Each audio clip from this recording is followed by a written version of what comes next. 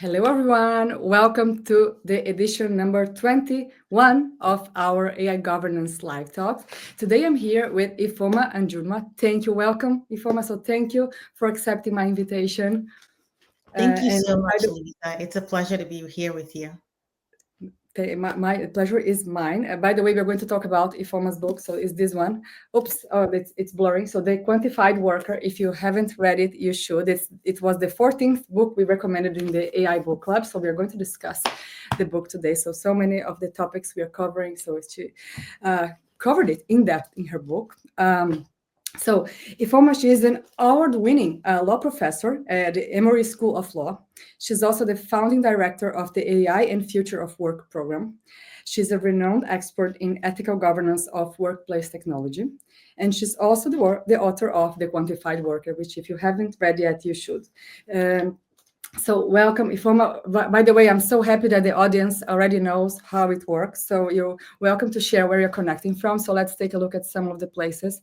So I see Antwerp, Switzerland, Wow, Chicago, London, the Netherlands, USA, Long Island, South Africa, Mexico, amazing. Portugal. So you're welcome to keep using the chat to share your thoughts. So it's great when it's interactive. So I see more people. So Germany, US, you can keep sharing. Wow. Feel free to share where you're connecting from. And if you have questions, if you have comments, it's a great idea to share them in the chat. Um, I'll say so hello two, in the chat. good. Yes. So two quick reminders before we start with the topics. So if you want to stay up to date with everything related to AI policy, compliance, and regulation, so don't forget to subscribe to my newsletter. There are already, I think, 42,000 subscribers, so luizasnewsletter.com. And Mhm. if you want to join the January cohort, so the 16th cohort of my AI governance training, don't forget to save your spot.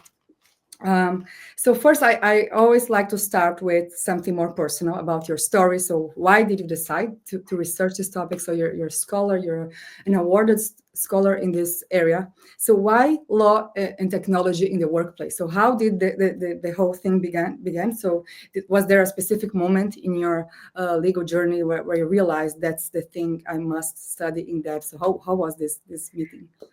Right. So, this thing has been such a long journey. It actually started when I was a graduate student at Columbia University in New York City. And when I started my journey there, I was a sociology student studying for my doctoral degree. And my focus actually was on looking at individuals who had exited prison and who were entering society and entering the workforce. But as I was interviewing them, it just came up over and over again. They felt essentially that they were being kept out of the workforce, not just by laws and issues like that, but by the fact that many companies had turned to automated hiring, AI hiring, which could very easily identify who had been in prison or who had taken out long periods of time away from the workforce and essentially exclude those people. And that was very eye opening for me to hear this. So even though I wrote my dissertation focused on reentry organizations, that question of, oh, is AI hiring actually helping or hurting? That question just stayed with me and it prompted me to do more research in this area to see is there an actual legal issue with AI hiring? And if so, like how should we ameliorate it? And so that's what actually then led to the book, which took about 6 years to write. We can see that. So it's such an detailed book. So all possible sources are there and examples. So it's such an Yeah. excellent book to learn more about the topic. Right about the book. So I want to start talking about the book.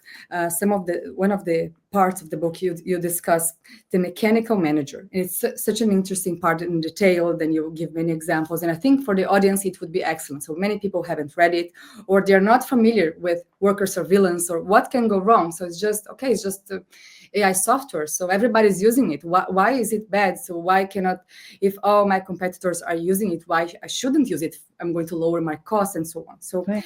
I'm going to cite some of the sub items in this part too, and then maybe you could share some of the most interesting examples that to clarify, especially those in the audience that don't know why it could be potentially harmful.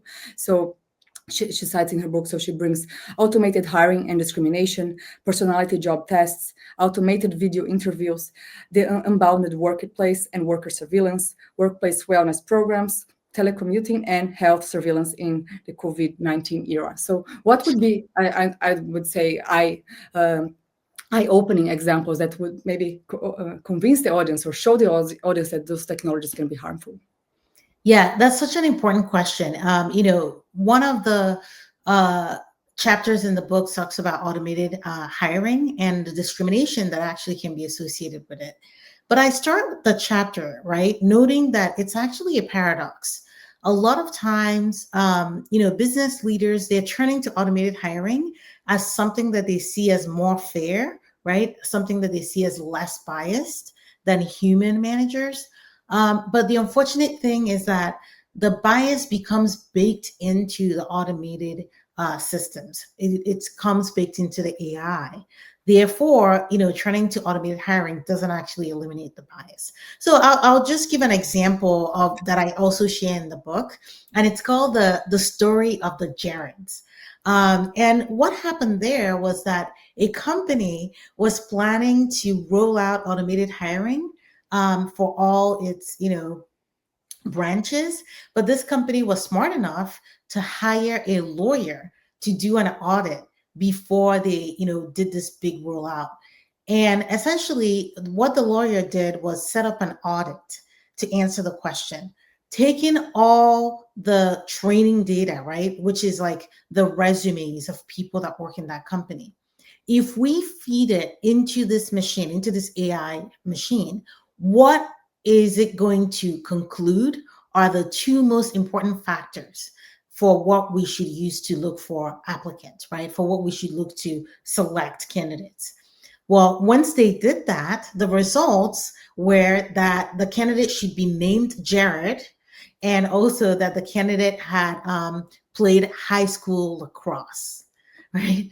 So those were essentially the two factors that the machine would then be using to select people for that company. And when you think about that, is that really predictive? So we tend to think of AI as prediction machines, right? We think of, if you're using AI for hiring, then supposedly it's predicting who's going to be a good worker for your company. But in that instance, what is actually being shown is that AI is not so much a prediction machine as it is a matching machine. It is matching, and it's sort of like holding up a mirror to things that have already been done in the past, and it's replicating them. So why did the AI machine choose Jared and someone who had played high school lacrosse? That's because that company had hired a lot of people named Jared and who had played high school lacrosse, right? So I think any sort of logical person could say, well, that does not really have any correlation or more importantly, causation for job performance. But the AI machine, because that was what has happened in the past, is reflecting that back. And now you might also be asking yourself, well, that seems innocuous, right? Someone named Jared, someone who had played high school lacrosse, that seems okay, because it's not like you're using race. It's not like you're using, gender, right? The protected categories. Well, let's break it down. Who's named Jared, right? I think logically we can also think, well, if you're, an American, you sort of logically know people named Jared are usually male. But you don't even have to just use anecdota. You can actually look at the social security statistics for who is matched to certain names. So the Social Security Administration actually collects statistics for which names are male or more predominantly female. And the name Jared is over 90% associated with males. So already, just with that name, you're actually having a proxy variable for gender. Okay. Once again, if you look at the same Social Security Administration statistics, they match certain names to different racial categories. And once again, the name Jared is also 90% and more going to be correlated to a white person. So already you see that the name Jared is actually a proxy variable for a white male. Okay, but what about high school lacrosse? What could possibly be wrong with that, right? You could say, business leaders, when they're picking high school lacrosse, is because they want somebody who's a team player, right? That's a team sport. If you're a team player, you're going to be a good worker because it means you can work with lots of different people. You're going to be cooperative. Well, the problem with that is it's specifically high school lacrosse. There's lots of other team sports, right? There's basketball, there's football. Why not those other team sports? So when you break it down, once again, high school lacrosse is a sport that's played in high schools that are affluent, right? High schools that are located in wealthy neighborhoods. Because the way that the American system is set up, your high school gets money based on the property taxes of the houses around the high school. So if the high school is in an affluent neighborhood, then that high school is going to get more money from the taxes. So once again, you now see the socioeconomic status implicated, right? So in that way, using an AI hiring system can actually hide that there is discrimination happening, right? Because it can use these variables that are proxy variables for, protected characteristics or protected categories. But on its face, it can look very innocuous while still really, enacting the same discrimination that we want to avoid. And it's interesting that the legal instrument usually, so we have, you mentioned a few times, so this concept of protected categories. So we have race, gender, and other categories.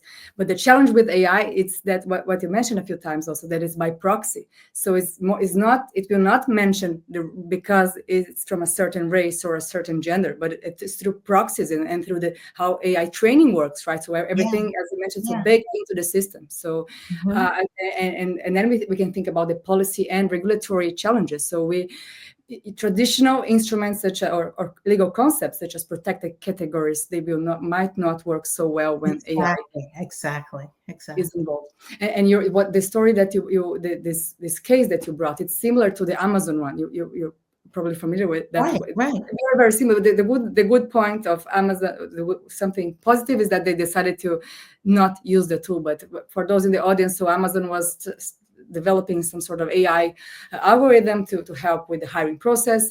And then they realized that for the same CV, everything the same. When there was a male name or typically male name, the system was recommending the male. So the only difference was one had a typical female name and the other CV had a typical male name. Everything else the same. And the system was recommending the males, the CV from the typically male name. So why that was happening? Just because the majority of the engineers, it was specifically related to engineering, were male. So that was and then the good part is that they made that public and they raised awareness about what was happening. But it's it looks like it's a common occurrence, right? And as we see more and more in some companies, so they receive thousands of CVs. So we already expect that they are probably, or we hope not, but we think that they are probably using some sort of AI system to select. And just a side comment before we continue. So in my training, sometimes I meet one-on-one with the candidates and with the participants, and we discuss career and AI governance career. And sometimes I tell them, if I were you, so if I were looking for a job, I would have in mind that potentially there's an AI looking at my CV. So I would think not only about the recruiter, how does the recruiter would look at me, but is there, so from a code perspective, right? So is there any word that I should avoid? So strategically speaking, so, and do you also think that way? So is it a right approach or? It is absolutely the right approach. So I think, the reality of the world we live in is that a lot of businesses, a lot of corporations are turning to these AI hiring tools. So you do sort of have to study how these tools work. And I say that because I actually have yet another story that illustrates that you can be extremely qualified. In fact, you can be overqualified and still not be picked if you don't tailor your resume or tailor your CV to exactly what these AI systems are looking for. I mean, it's very unfair. It's very sad, but that is why you do need to know how these AI systems work. So the story is that this is something that happened when I was still teaching at Cornell. And so this story was shared to me by one of my students. This student had applied for a job, right, with a corporation, was denied, right, like rejected. They went to a job fair, right, and they met a representative from the corporation. They chatted with this representative, talked about their background, etc. And then the representative was like, "Oh, you sound so amazing. You should apply for our company." And the student said, "But I did apply and I was rejected." And the representative said, "Oh no, that can't be right because you sound perfect for us." And the representative said, "Send me your resume directly. Send it to me and I'll find out what happened." Do you know what the issue was? So the student was a PhD student in computer science at Cornell Information Sciences, which is one of the top programs in the country, actually. And but prior to that, the student had gotten an MA in computer science. And it turns out that the way they programmed the AI hiring system, it was to look for people who had at least an MS. So literally one letter, because the student had an MA in computer science as opposed to an MS, even though the student was now a doctoral student, that meant they could not progress because the system was intent on looking for that S. So literally one letter off. So that just illustrates to you that the way the system is designed, the way the system is programmed, can be not very sophisticated sometimes, or can have like blind spots. Even if it's so super sophisticated, it might not just be able to deal with all the contingencies of life. So you do have to be a little bit vigilant if you are applying for jobs, because these AI systems are designed a certain way, they're programmed a certain way, and you sort of have to learn what's working in your field and be able to sort of indicate that. So imagine if that student, knowing that that's an issue, if that student had put on her resume, "I don't have an MS, but I am now a doctoral student." So just the fact that she put that "I don't have an MS" would still progress her resume to at least be reviewed, so that they can see that she actually is now at an advanced degree than someone who has an MS. It's just incredibly, it's outstanding. And I think that from a broader, maybe philosophical perspective, or extrapolating from that, so AI is shaping us. So when we Yes. could see that even from social media, right? So it prioritizes engagement. So we see people posting things that maybe they wouldn't tell that face to face to the person, Right, but then right. they say they'll get more attention. So kind of the social media algorithm kinds of shaped our discourse, and political discourse gets Mm-hmm, mm-hmm, polarized. mm-hmm. And now we see that the way we apply for a job or the way we behave, it's being shaped not by what real values or principles are, but what Yeah. we think that the AI, how we can please the AI, right? So Right, right, right. in a way, we are already being conditioned or controlled by it, even if. Yeah, we are certainly being conditioned, and it is worrisome, right? It is worrisome, that sort of conditioning.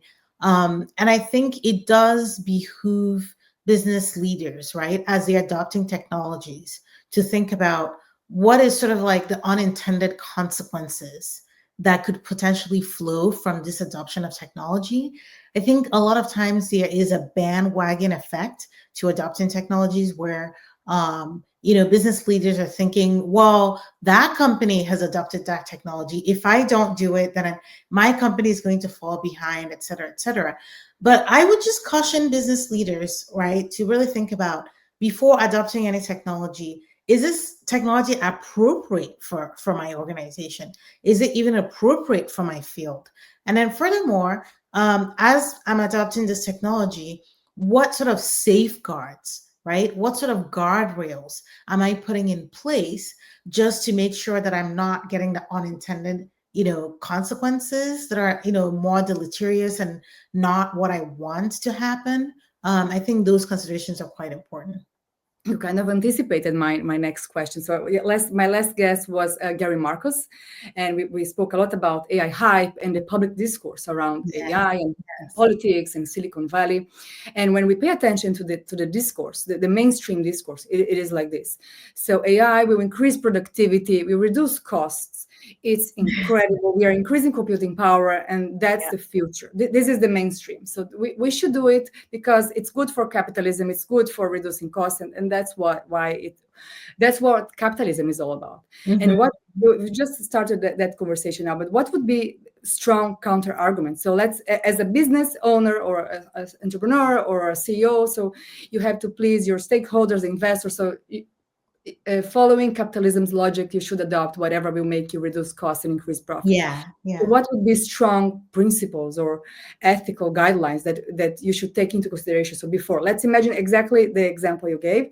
So, and I'm sure we have business owners in this audience or employers, people who are maybe taking care of human resources departments. So what would be, I would say, I don't know, 2 or 3 main principles that they should think about before going full speed into the novelty or the efficiency or reduction of cost? What would be very important elements that they should think about? Right. So I actually want to use a different type of technology to really illustrate this lesson. Thus far, we've been talking about hiring, but a lot of times AI technologies are adopted in the service of worker surveillance. So to use a more neutral word, worker monitoring, right? And as a business owner, of course, you have an interest to monitor your workers to make sure that they are being productive, but also to prevent wrongdoing, misconduct in the workplace, because that's something that you would be answerable for, right? Under the law, under respondent superior. If your workers are, conducting themselves in a way that's illegal or, hurting someone else. But, one big consideration is that so many empirical studies have shown that over surveillance of workers actually has the opposite effect, which is it makes workers less productive, it makes workers less creative, and it actually serves to drive wrongdoing even more covert, so to speak, right? Because if people know they're being watched, then they are going to be a lot more covert in terms of what they're doing. So you may not, you may be even less able to find wrongdoing, if that makes sense. So I think business leaders should think, always ask themselves, if I'm adopting technologies to watch over my workers, if I'm adopting technology that is intrusively, right, always looking over my worker's shoulder, what message am I sending to the worker, right? Am I creating a relationship of trust? Am I creating a relationship where, the worker can be themselves, which frankly has been shown to allow workers to be the most productive because they're not doing the extra work of hiding who they are. They're not doing the extra work of looking over their shoulder, right? They're just focused on the job. So I do think those considerations are very important. Also, just from a human rights point of view, right? Do we want a world where human beings are essentially expected to perform like machines, right? Where you can't have like little breaks, you can't work at your own pace, you lose autonomy, you have to do the work exactly as described, you can't take shortcuts that might work better for you. You can't do something called practical drift, which is figure out for yourself how to do things, but you have to do everything by the book, right? From a human rights point of view, that is a terrible world, right? We would then all feel sort of like serfs. We're essentially digital serfs at that point, or even worse, we would feel like machines. We would be cogs in the machine. So I do think that in adopting any technology, we have to ask ourselves these bigger questions. And we can't buy into the hype of just, oh, everybody is adopting this technology, or, the claims this technology is just going to quadruple your productivity of your workers. Like, you have to actually look at the scientific evidence out there. And the scientific evidence is actually quite clear on what does increase productivity. And it isn't necessarily watching your workers 24/7. It's actually having workers feel like they have a buy-in into what they're doing, feeling like they have some sort of sense of pride, feeling like they have some measure of autonomy, feeling like they have some element of creativity that makes the work fun for them. So this is my advice to business leaders out there. I love how when you were sharing our event today, you mentioned, so I loved how the wording that you use. So usually we think about workers' rights or workers' dignity, and you went much beyond. You said how we can make sure that we can support workers' creativity, right? And Right. wellness. So I love that you use that type of wording. So much beyond sometimes the strictly legal. And just on the worker surveillance part, I think there are so many people in this audience from the privacy field. So they are thinking about privacy aspects and data protection. So last year I had one of my guests was Professor Nita Farahani, and Yeah. and she talks about cognitive freedom and neurotechnologies to monitor workers. This is I would remember the first time I learned about this type of technology was she made a short video for her book, and then I watched it and I was so shocked. So it looks like in some countries it's common practice. So for those in the audience, so you kind of have those neurotechnology devices. So it can be more or less. Sometimes it's really like a cap with near brain sensors. Sometimes it's kind of this guy does some sort of wellness, right? So let's check that let's add some wearable devices to check that you're feeling good, that you're sleeping well, you're sleeping enough hours. And then what goes behind it and what can happen, and it will be difficult to check what exactly is the employer checking, is so the employer can actually monitor much more than that. So I'd love to hear your thoughts on that type of invasive neurotechnology if you have. Right. So yeah, I mean, I think we are seeing more and more of, I guess, a societal acceptance, right? Of I guess a human machine collaboration that is a lot more invasive for the human, right? So I say that because we have had human machine collaborations for quite some time. I mean, look at what we're doing now. We're speaking into a computer, right? That is a human machine collaboration. But the difference here is the machine is separate from me, right? I can get up and walk away and the machine stays there. But I think as a society, we are sort of becoming more and more comfortable with the idea that the machine should always be with you, right? Starting with like your cell phone, right? Like my cell phone is never like, I think more than 1 feet, 2 feet away from me. And I think this is the same for all of us. So in some ways, we can be classified as cyborgs because we now always have a machine sort of attached to us. In the case of workers, what I'm alarmingly seeing is that this is actually becoming more literal, right? So instead of like, oh yes, my cell phone is right next to me, there's now sort of a push to actually attach the machine to the worker. So, for example, Amazon actually has a patent, and I talk about this in the book. They have a patent for a bracelet for workers to wear. This bracelet would provide what is called haptic feedback.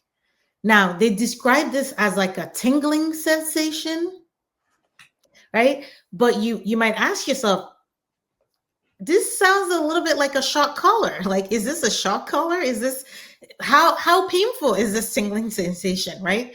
Like, how intense is this? And the idea is that this bracelet would guide workers in the workplace when they are fulfilling orders, so they can know if they're reaching into the right bin or the wrong bin, etc. And so you're seeing sort of like a level of direct control over the worker that is a tad bit more invasive than what we have now. And also, Amazon also has another patent for a cage. It's described as a worker protection cage. I also talk about it in the book. And the workers would be inside the cage. And the idea is that they would be inside the cage to be working with very large robots, and that this cage would protect them from the robots. But you're still asking yourself, this is a human being in a cage, right? So I am worried, right, that we are, and this also goes, I think, to a lot of the stuff that Professor Anita Farahani speaks to, that we are sort of, as a society, becoming too comfortable, right, with the idea of greater and greater and greater worker control, right, of this sort of like very direct, bodily control of the worker, which includes, the worker's mind. And I think that is very concerning. You can also see this play out in the philosophy of personality job tests. I know that was something you referred to earlier, and I have a whole chapter in the book dedicated to this, personality job tests, because I think they are quite indeed a vehicle for discrimination. So in the book, I talk about a story of a young man named Beam, right? So Beam was a college student when he was diagnosed with bipolar disorder, right? Also known as manic depression. Beam was brilliant. He had gotten a perfect ACT score, but because of his diagnosis, he took time away from school, went home, started to get better. He wasn't quite ready to go back to school, but he wanted to be productive. He wanted to be, earning money. He went and he applied to bag groceries, right? This is somebody, remember, that was in college, had gotten a perfect ACT score. He's applying to bag groceries. He kept getting denied. He kept getting rejected. He was rejected at so many different grocery stores. Fortunately for Beam, Kyle Beam, his father, Roland Beam, is an attorney. And I've met him actually. So Kyle talks to his father, and his father says, "You keep getting denied for jobs. I don't understand. These are entry-level jobs. You obviously are very brilliant." And Kyle says, "Yes, they at each of these jobs, they had me fill out an application, and some of the questions were asking about my personality, and they seemed to be similar to the questions that I was asked when I was in the hospital." So basically, some of these personality job tests had taken questions from the DSM-5, which is the manual used to diagnose mental illness. So they were basically using this personality job test as a way to figure out who had a mental illness and exclude that person from the workplace, which is actually very much illegal in the United States, right? It's against the Americans with Disabilities Act. Because even if someone has a mental illness, they can still contribute, right, as a productive member of society, and they still should be allowed access to the workplace. So this idea that we want to control everything about the worker, including their personality, is driving discrimination as well. And I would say that specifically about so when we talk about surveillance, it's bad. And it's when we talk about the work relationship, we have the power asymmetry, right? There's this extra element. Also, when we talk about parents and children or abusive relationships and other situations that we can see power asymmetry, but the work relationship is the typical relationship where we have power asymmetry. So one side is the worker who has to usually, so if you're talking about the CEO versus any regular worker, so the person has the bills to pay, so he's more interested, so he really needs them, sometimes really needs the money, so it will accept whatever is being offered, so it will consent, or will say, yes, I'm happy, right? The lawyer will write the consent form, are you comfortable with? And you'll say, yes, I'm comfortable. Whatever the boss says that I have to sign, I will sign. So we can even question if this should. So when we are thinking about policy and regulation, so that is a concern, right? That we should keep having. So should we use consent as an instrument when we are deciding where to use it or not? And we'll talk about soon. We'll talk about the AI Act and some of the provisions. But I think it's also an important that from your field. So this is when you talk about surveillance is bad in general, but especially when we have those types of power asymmetries, right? Yeah.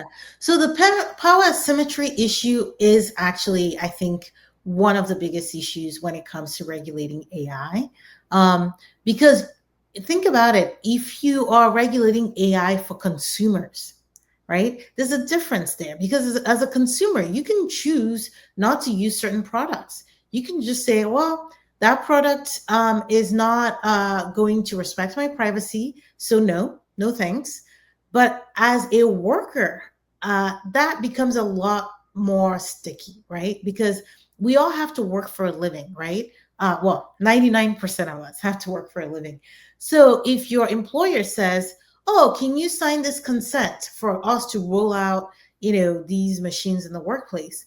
You're going to feel a pressure to do this in a way that you don't for a consumer product, because that's literally your access to a livelihood, right? Professors like Dan Solov has talked about something called a murky consent, which is that yes, sometimes you're giving consent, but for one, you're not giving a fully informed consent, right? Because it's not like the workers know exactly how these things are going to actually work, right? The employer usually has more information about how these things will work in the workplace, these AI systems will work, than the worker ever will. So there's that. And then for another, your consent might still be murky, because what you consent to today might have a different resonance tomorrow, right? So, for example, I can consent to having a video of myself taken without realizing that in a few, years time, that video could be automated, right? That video could be used to create an avatar of me, right? And so the fact that the technology is still ever evolving, right, really makes all content, it really makes all consent like murky, because you can still be consenting to something that you don't fully understand. Correct. Perfect. And I want to bring a few of the provisions of the AI Act. So in my AI governance training, we discussed the AI Act in depth, and there are a few mentions of workplace and provisions involving workers. But I wanted to bring two of them that involve one prohibited AI system and one category of high-risk AI systems. So to hear your thoughts, and maybe also an American perspective, what would be a US perspective of the same type of provision, and your thoughts. So one of the prohibited, Article 5 of the AI Act has prohibited AI practices. So those practices, no, they cannot be offered in those types of AI systems. They cannot be offered. And this is one of the items. I'm going to read it. The placement on the market, the putting into service for this specific purpose, or the use of an AI system to infer emotions of a natural person in the areas of workplace and education institutions, except where the use of the AI system is intended to be put in place or into the market for medical or safety reasons. So so we have the prohibition. So you cannot use the AI system to infer emotions in the workplace or education institutions, but if it's for medical or safety reasons, you can. So of course, the Right. big, we as lawyers, we know it. Okay, so the big thing is this exception. Right. So my thoughts. So first, my first question. So maybe your imagination as someone who's years and years studying the topic, so you have more examples than I. So when I read this provision, what I think they're talking about for emotions in the workplace. So what would be typical applications? So usually I talk about facial recognition cameras in the workplace. Could be using detect emotion inference and detection. We could think about sentiment analysis in audio. So you think of sales representatives or customer service, and also so audio and text. I also can think about wearable devices for wellness. So you can say that it's for wellness, but then you Right. also Right. detect productivity. But are there? So my first sub question, I'll talk more about that. But are there any other examples that they're not coming to my mind in this area of emotion inference? Yeah, emotion inference, but just for health. Like, so, so there was a funny thing that happened. Well, I shouldn't say funny, because it was obviously a very serious time, which is a pandemic, right? I think the COVID pandemic did actually really introduce a lot of workers to surveillance for the first time, right? You had some technologies for surveillance, but frankly, many employers were not on that train yet. But with the COVID pandemic, there was now sort of, I don't want to say a pretext, but there was a demand of like, okay, well, we want to check that everybody is healthy, and coming into the workplace. And so now you had like the thermal scanners. Actually, a lot of corporations adopted those where you're coming into the workplace. Then come to find out, those thermal scanners are actually not very accurate and actually can be very skewed. Like, think a menopausal woman having a hot flash and how that could be misconstrued for, oh, you have a fever. And then another issue was that, once you have that mission creep, right, of surveillance for a legitimate purpose, it can have this mission creep of surveillance for other less legitimate purposes. So I think that part of the AI Act is opening a door. It's opening a huge trap door, so to speak, where companies can really fall down a hole of like just justifying everything as like for health reasons, right? That's what I meant. So you can say, yeah, we have that employee Right. with some sort of specific health issue. We just want to avoid that Right, he or she does not exactly. have a heart attack. So we're just going to be filming all the time and checking the emotions Exactly. of And everybody. I really also worry about how it could be very culturally or socially biased. So an example I love to give is, as an American, I smile a lot, but I know that I can't do that when I go to certain countries because I will look suspicious for, constantly smiling, right? Whereas in America, if you're not smiling constantly, then it's like, oh my gosh, like, are you up to something? Is something wrong? So do you see? So there's this cultural bias of like, what is actually a universal emotion detection? Do you see? So emotion inference is just so scientifically not grounded, because it's assuming that all humans are displaying emotion the same way. So an American with a big smile, right, is as just as friendly as a Russian with a big smile. And that's just actually not true, right? Some cultures don't smile as often or see smiling, as suspicious. So I think just the fact that you're now going to use this tool for like all human beings, you're already introducing a situation where some people will be disadvantaged because they don't match the standard, person that you use to train the system.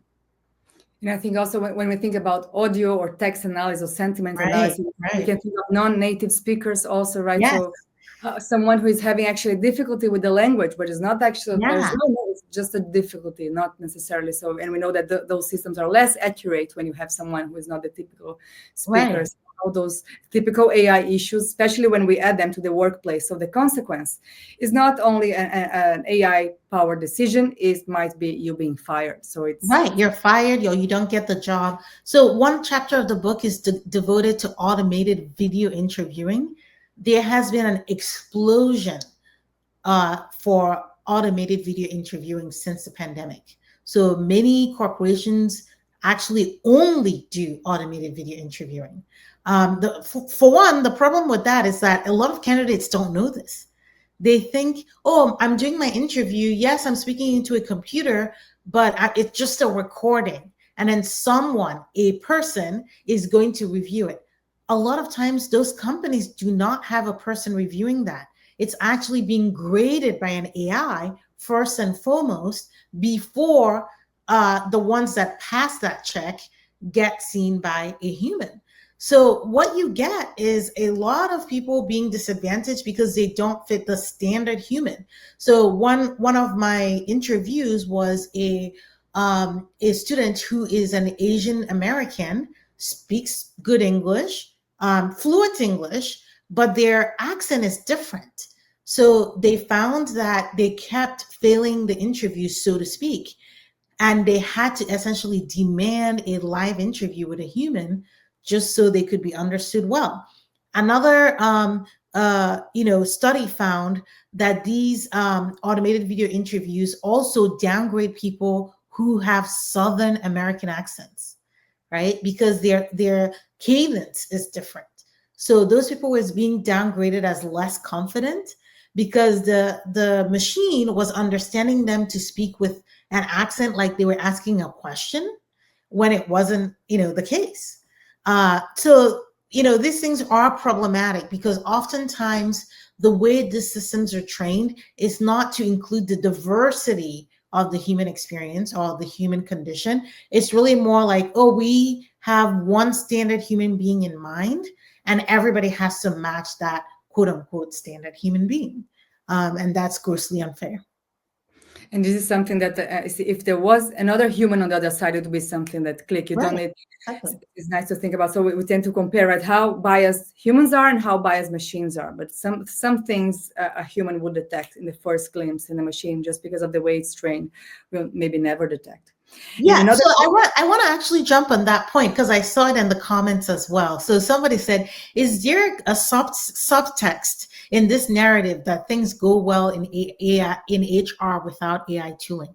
No, there is no such subtext. I think what for me, as a lawyer and sociologist, what I am saying is we ought to think about how these AI tools in HR or other work or and business context, we ought to think about what they are actually doing, not just what the hype is, what they claim to do. We need to actually look at the real life examples of how they're actually working, how they're changing the nature of the workplace, how they're changing the employment bargain for workers.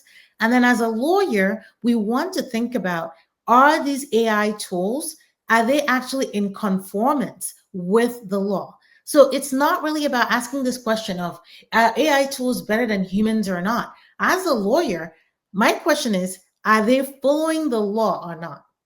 Right? So if humans are not following the law, bad. If AI hiring tools are also not following the law and how they work, also bad. So I don't think we need to really engage in these, like, I think, false binaries of, oh, AI hiring versus human hiring, which is the better one? What matters is, are any of these types of activities, are they actually in conformance with the law? And then sociologically, how are they changing our society? Are they actually creating the type of society that we want? And on the legal topic again, so I want to hear your opinion about the U.S. law covering that. I'm not familiar with the U.S. employment law, so I just want to bring another provision from the AI Act. So we spoke about one of the prohibited AI systems that includes talks about the workplace. The second one I want to bring, so Annex 3 has the list of areas with where if you have an AI system in one of those areas, you're going to be classified as high risk. There is the derogation, there is the big loophole exception. We're not talking about that at this moment, but so let's just take a look at this one involving employment. So employment, workers management, and access to self-employment. So AI systems intended to be used for the recruitment or selection of natural persons, in particular to place targeted job advertisements, to analyze and filter job applications, and to evaluate candidates. So this would be a first category of high-risk AI system. And the second category would be AI systems intended to be used to make decisions affecting terms of work-related relationships, the promotion or termination of work-related contractual relationships, to allocate tasks based on individual behavior or personal traits or characteristics, or to monitor and evaluate the performance and behavior of persons in such relationships. So those AI systems would be classified as high risk. And so this is the EU perspective. How is the US doing in that area? So AI in the workplace, would these types of AI systems be also considered high risk in the US, or it will highly depend on the state? What's going on right now in the US? That is an excellent question. So, unfortunately, there is no uniform guideline on a federal basis for how AI systems actually are classified or even regulated in the workplace, right? So that is such a huge lacuna in the law for businesses in terms of how they should approach AI systems. There's just none. There's some guidance, right, coming out of federal agencies. So the EEOC has given a guidance saying that companies should also know that if they are using AI systems that are then having a disparate impact on protected categories, that would still be considered illegal, just as if they were using a human manager that then had, that then resulted in a disparate impact. And so there's that from the EEOC. For people who are not aware, the EEOC is the Equal Employment Opportunity Commission. And the EEOC oversees Title VII of the Civil Rights Act, which is a title that governs anti-discrimination policies in the workplace. And that title says you can't discriminate against people on the basis of race, gender, national origin, religion, etc. And basically, if you are using AI systems in a way that it does have a disparate impact from people on people in those categories, the EEOC says that is actionable, as in that is something that the employer would be held liable for. Now, there is a question of, okay, but the employer has to even know that that is happening, right? Because, like I just described to you, the AI systems can be using proxy variables where the employer is not even realizing that there is this issue. So I actually have advocated for a auditing mandate to be something that's promulgated by the federal government for all AI decision-making systems.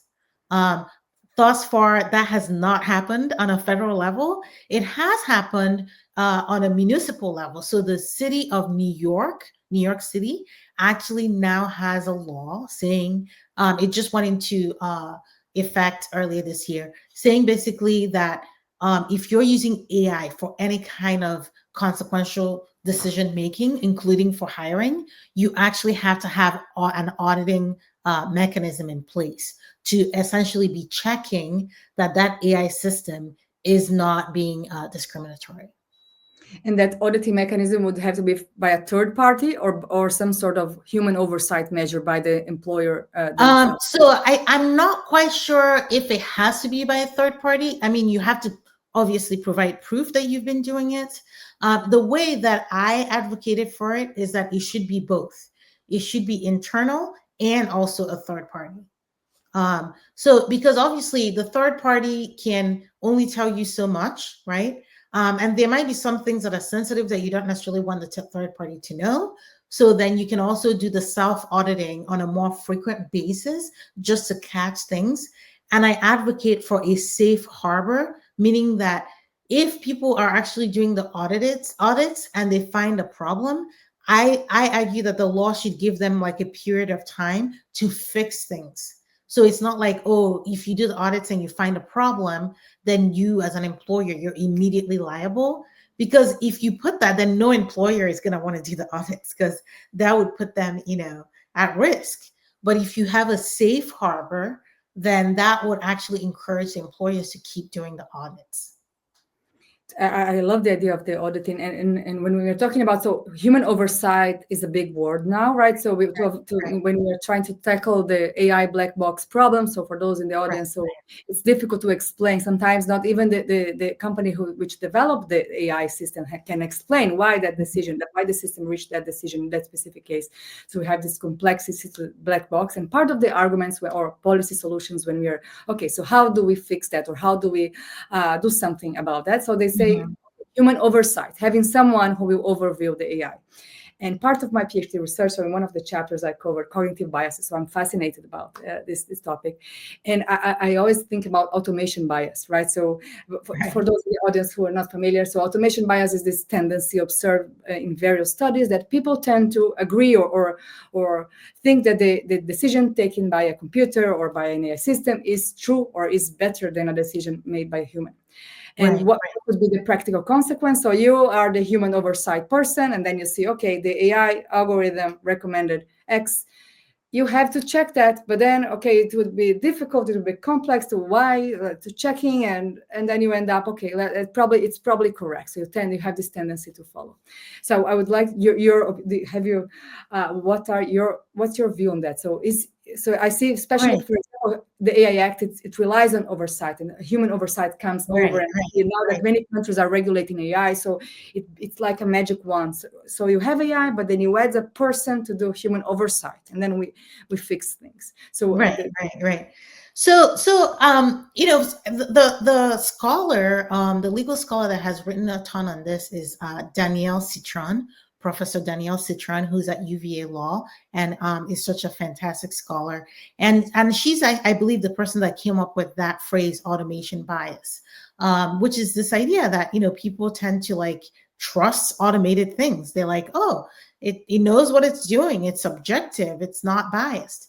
And that's actually a bias of humans to trust automated things too much.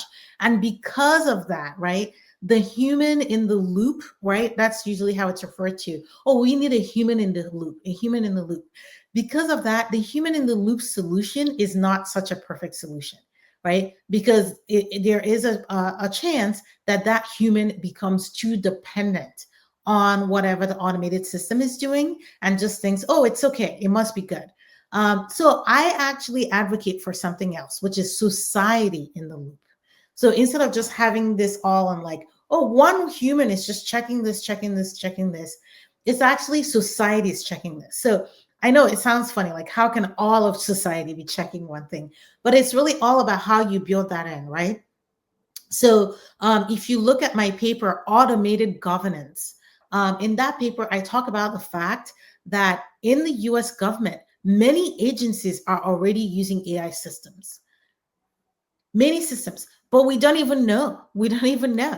Right? So first of all, there's that lack of societal awareness of like the fact that automated systems are in play. And then there's a lack of oversight of how these systems are being used to manage citizens. So in that paper, Automated Governance, I think society in the loop can look like this. First, at the design stage. So human in the loop is always imagining the human after.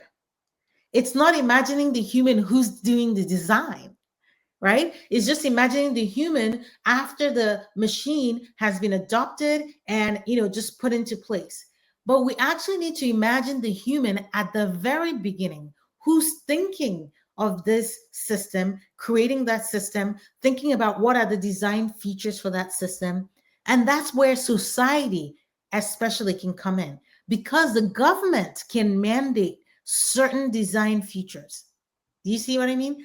So, for example, the government can say, oh, you're creating an AI hiring system. You need to put in place design features that would allow for an easy audit of that system. So that's a problem that we have right now. We have so many systems that are actually very difficult to audit because they weren't designed to be audited, right? So the government, as part of society, as the governing part of society, can say, oh, you're creating the systems that are going to be used for important decision making. Okay, you have to have these specific design features that are actually going to help us audit it better. And then you're also going to have this sort of checks and balances, this guardrails. Do you see what I mean? So that's how society is in the loop from the very beginning all the way to the end. So I love that we are talking about society in the loop. We are here, our time has ended, so I want you to finish with a message to the audience. So taking from the society in the loop. So if let's imagine that, so some people in the audience are employers, some are private professionals, some are in other fields. So let's imagine someone who wants to do something, maybe not specifically an employer, but someone who is interested in our conversation and wants to do something about that, and specifically about AI in the workplace. What would be your message, your maybe an inspirational quote or something to help them do something? What they want to turn off now the computer and do something about that. So what could they do? All right, I'll channel my inner Martin Luther King Jr. Dr. Martin Luther King Jr. So actually, Dr. Martin Luther King Jr. was actually very prescient when it came to technology. We only hear, all the stuff he had to say about race, but actually, Dr. Martin Luther King Jr. talked a lot about economic justice. He talked about issues of, poverty. He talked about issues of workers' rights. And one of the things that he said was, these machines that we see do amazing things, they also can be used to do amazing things for human beings if we think of it that way. So I guess my sort of takeaway is, instead of only just thinking about how can we use AI systems to squeeze the most productivity out of workers? How can we use AI systems to like save all the money, right, for ourselves? How can we use AI systems to frankly grab, right, from the commons? Some might even call theft. How can we think about this in a different way, where we're thinking about human development, human prosperity, human well-being? So, it's not that we want to throw away the technology. I think that's throwing away the baby with the bath water, right? It's not that we are saying, oh, let's stop all AI development. That's not it. It's that we're saying, can we redirect AI development to actually be also about human development? Can we redirect AI development to be about helping humans first and foremost? That's it. Beautiful. What a beautiful way to end. Where people can find you. So I know Blue Right. Sky, still Twitter, not Twitter anymore. Twitter's I'm likely. still on Twitter. I'm hanging in there. LinkedIn. Where else? Where can people find? So first and foremost, Blue Sky is where I am most of the time. I'm still lingering on Twitter just because I think you need all sorts of voices there.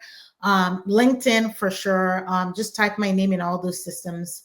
Also Instagram. So I have an Instagram page for the book, and sometimes I'll tweet, not tweet, but post snippets of book talks and other things from the book on Instagram.